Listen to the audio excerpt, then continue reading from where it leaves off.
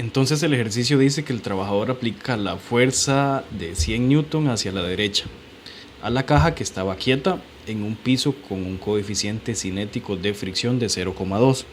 Primero comenzamos haciendo el sistema de coordenadas X y Y. Luego colocamos al objeto en el centro. Este es el objeto, esta es la caja. Lo colocamos como si fuera un puntito pequeñito. Ahí tenemos la caja y ahora vamos a dibujar las fuerzas que actúan sobre la caja. Esa es la parte A, un diagrama de fuerzas sobre la caja. Entonces, ¿cuáles fuerzas actúan sobre la caja? Veamos que en el dibujo viene una fuerza del trabajador F que viene hacia la derecha. Entonces esta fuerza viene para acá y se llama F mayúscula. Las otras fuerzas que actúan son el peso, que siempre viene para abajo, en una línea vertical para abajo. Para arriba tenemos la normal, que es la fuerza de reacción con el suelo. Y para la izquierda tenemos la fuerza de fricción. Entonces para allá tenemos la fricción. Recuerden que esta fuerza de fricción es opuesta al movimiento, porque la caja se movería para la derecha. Entonces ya tenemos todas las fuerzas. En la B nos preguntan, bueno, este es el A, y en la B nos preguntan por la aceleración de la caja. Entonces vamos a aplicar la segunda ley de Newton. Siempre aplicamos la segunda ley de Newton por componentes. Primero, suma de fuerzas en X es igual a masa por aceleración en X, y después hacemos suma de fuerzas en Y es igual a masa por aceleración en Y.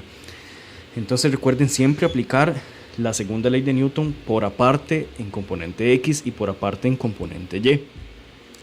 Pongamos atención a esta parte de aquí.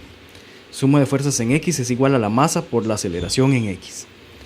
Esta ecuación que tenemos acá, a la izquierda tiene todas las fuerzas, suma de fuerzas en el eje X. ¿Cuáles son todas las fuerzas que hay en el eje X? Bueno, en el eje X tengo la fuerza F del trabajador, que va para la derecha, por lo cual es positiva, F. Y además tengo para la izquierda la fuerza de fricción, o sea, va negativa, menos la fuerza de fricción. Recordemos que esta fuerza de fricción es cinética, de hecho podemos colocarlo desde acá. Esta K de subíndice significaba fuerza de fricción cinética, aquí también. Cinética porque la caja se va a mover y si está en movimiento utilizamos una fuerza de fricción cinética. A la derecha tenemos la masa por la aceleración en el eje X. De hecho andamos buscando esta aceleración en el eje X, no la conocemos. Entonces, esto es lo que proviene a partir de las fuerzas en X. Si yo quiero despejar la aceleración en X, simplemente lo que tengo que hacer es que la fuerza F menos la fuerza de fricción cinética dividida entre la masa me daría la aceleración en X. Tengo todos estos datos. Bueno, por ejemplo, la fuerza F mayúscula vale 100 newton, esta sí la tenemos. También tenemos esta masa, la masa es de 40 kilogramos. Pero tenemos esta de aquí. Bueno, resulta que la fuerza de fricción cinética todavía no la tenemos. El ejercicio nos dio el coeficiente cinético de fricción. Entonces aún no tenemos esta fuerza. ¿Cómo la tenemos que hallar? Es el coeficiente de fricción multiplicado por la fuerza normal. Y aún no tenemos la fuerza normal. Entonces tenemos que hallar esta fuerza normal. Pero bueno, ¿cómo vamos a hallar esta fuerza normal? Esta fuerza normal vamos a hallarla a partir del análisis de las fuerzas en Y. Entonces pasemos ahora a esta parte de la ecuación que dice suma de fuerzas en Y es igual a masa por aceleración en Y. Lo desarrollamos de forma semejante a las del eje X. Primero, fuerzas en Y. ¿Cuáles fuerzas tenemos en Y para colocarlas aquí a la izquierda de la ecuación? En Y tenemos la normal que va para arriba y el peso que viene para abajo. Como va para abajo lo coloco negativo. Y esto tiene que ser igual que la masa por la aceleración en Y de la caja. Veamos la aceleración en Y de la caja. Muchas veces ya uno conoce la respuesta de las cosas, aunque no las haya hecho numéricamente. ¿Qué significa la aceleración en Y? ¿Qué significaba la aceleración en X? La aceleración en X lo que significa es el movimiento, el cambio del movimiento en X. Si esto se movía o se aceleraba para acá o para acá, sabemos que la caja se puede acelerar para acá, hacia la derecha, porque el trabajador aplica cierta fuerza. Pero en el caso del eje Y, nuestra caja tiene aceleración en Y. ¿Qué significa tener aceleración en Y? Significa que la caja se movería para arriba o para abajo. Eso significa tener aceleración en Y. modificar el movimiento para arriba o modificar el movimiento para abajo. Pero bueno, como esta caja no es un helicóptero ni se mete por el suelo, no se va a mover verticalmente. Si la caja no tiene movimiento vertical, significa que no tiene aceleración vertical. Es decir, la aceleración en el eje Y de nuestra caja va a ser 0, porque la caja no se acelera en el eje Y. Si alguien está pensando en la gravedad, bueno, la gravedad sí está, pero está considerada aquí en el peso. Desde acá ya estamos considerando la gravedad. La gravedad no se considera aquí como si fuera una aceleración en Y. Esta gravedad ya está considerada en el peso, ya está considerada aquí, no hay que considerarla otra vez. Entonces, esta aceleración en Y de la caja, lo que va a significar es si la caja se va a acelerar para arriba o para abajo.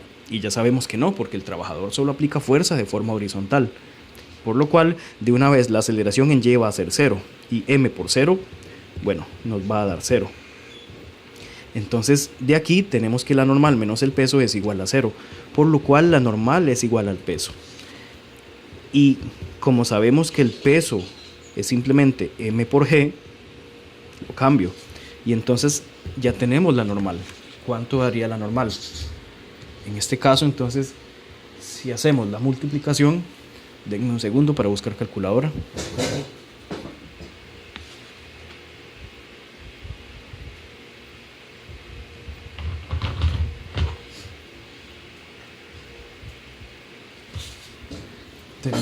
Tenemos entonces que la masa era de 40 por 9,8, lo cual da 392.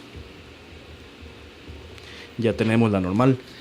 Y recuerden que andábamos buscando la normal para sustituirla aquí. Entonces, aquí teníamos que la fuerza F era de 100 newton menos la fuerza de fricción, pero la fuerza de fricción es el coeficiente cinético de fricción por la normal. Y esta normal ya la tenemos acá, que da 392. El coeficiente cinético era de 0,2. Entonces tenemos 0,2 por 392, lo cual da 78,4. Dividido entre la masa, que la masa era de 40 kilogramos. Ya esto nos da la aceleración en X. Y entonces 100 menos 78,4 entre 40 da 0,54 con las unidades de metros sobre segundo al cuadrado. Entonces esta sería la aceleración en X, 0,54 metros sobre segundo al cuadrado. ¿Y cuánto valía la aceleración en Y? Recuerden que desde un inicio la aceleración en Y valía 0 porque la caja solo se iba a mover en el eje X. La caja no se desplaza ni para arriba ni para abajo, por lo cual ya habíamos dicho que la aceleración en Y nos daba 0. Entonces la aceleración en X es 0,54 metros sobre segundo al cuadrado y la aceleración en Y es 0. Si queremos dar esta respuesta de forma un poco más formal, entonces tendríamos que el vector de aceleración vale 0,54 metros sobre segundo al cuadrado en Y más 0 en J. Y esta es la respuesta.